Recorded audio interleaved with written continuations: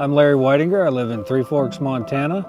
I currently work for T-Mobile as an operations manager. Originally born in Bozeman, moved around a lot, went and did some stuff for the Army, lived in Washington for a while, and finally got back home to Montana, which is my roots. It's what I love. It's waited a long time for this to happen. Finally got a good job that brings me back home. And I have been in the Army now close to 29 years. I've been deployed to the Middle East 3 times. I've been in 7 different countries, including Iraq. And I'm currently a command sergeant major in a military intelligence battalion. So I first got involved with Quiet Waters because my sister Lynn and my buddy Smoke, who I've been deployed with, been in the Guard with for a lot of times, came over to Bozeman when we were all living elsewhere for the Military Appreciation Montana State football game one year. And as we came into it, we saw this drift boat set up that had some pamphlets and it said something about Warriors and Quiet Waters, and stopped by there, and we just started asking them questions. I was like, man, this is a pretty neat deal. Like I said, my sister Lynn and I are the ones that saw this thing together, and I drew her name for Christmas gift that year. She's pretty difficult to buy for, so I just thought that I'd donate money in her name to this organization. I don't know, I was there like 10 minutes or so and talked to 1 or 2 people. And I said, hey, how can I get involved with this outfit? We went down to stayed at this ranch place. There were 6 active duty Marines there. And there was this one cowboy from El Paso, Texas. And I says, that's the guy I want to be with. But I found out he was a gunny sergeant, and I was an E7 in the Army at the time, Sergeant First Class.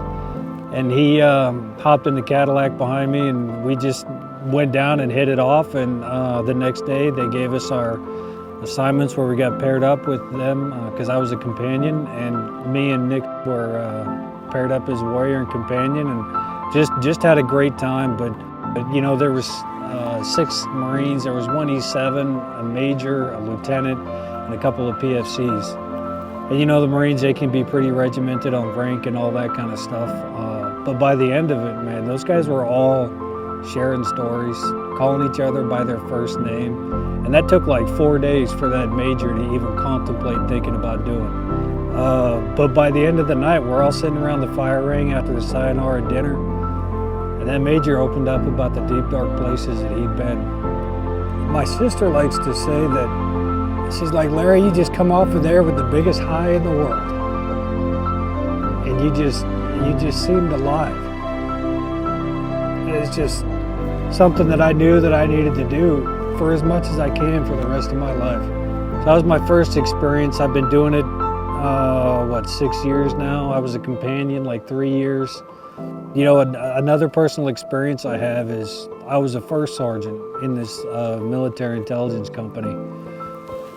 And as most first sergeants get, they always have to go pick up a guy in jail.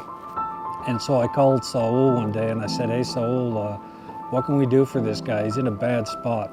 He said, well, let's do something, man. He's like, we'll do what we can, but this guy has to want to be here. This guy's a ground-pounding infantryman, right, who just happened to be really good with languages, and so he joined the MI. And the second night we were down there, they were doing fly tying. And he was like, do I have to go? I said, well, you know, try it, why not? You know, you can do whatever you want down here. And so he went down there and tried it, and by the end of that night, he was all like, hey guys, can we tie one more? Hey guys, can we do this? Hey, can I have these scraps? And he picked up all the scraps that he could and he put them in a kit, take him home. And Saul sent him a fly tying kit. And that guy went home and was tying flies with his kids.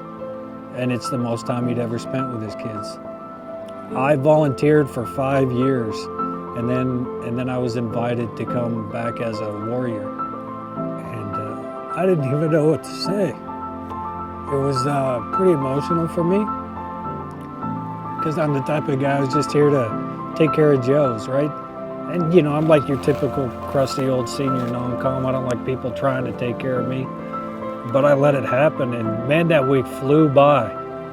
But the last 3 years I've served as a team leader, and I really enjoyed that. You kind of get to control all of the chaos. You just set people up for success, and that's really what it's about. Those guys, while they're there, as a team leader, I kind of hold a military style briefing in the morning and the night, and I put the info out, and then I just make sure that their time is enjoyable there. And it's just absolutely fabulous, and I'll do anything and everything as long as I possibly can to help support these guys, because it not only does good things for them, my own soldiers, veterans, but I get a lot out of it myself. I really do enjoy being a senior non-commissioned officer.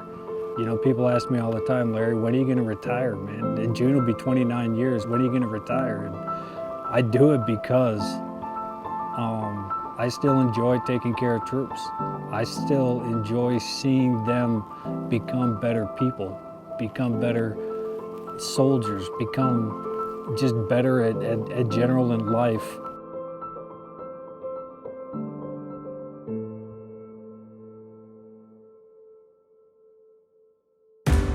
At T-Mobile, we're committed to serving those who serve. As a nationally recognized military-friendly employer, we're on our way to hiring 10,000 veterans and military spouses by 2023.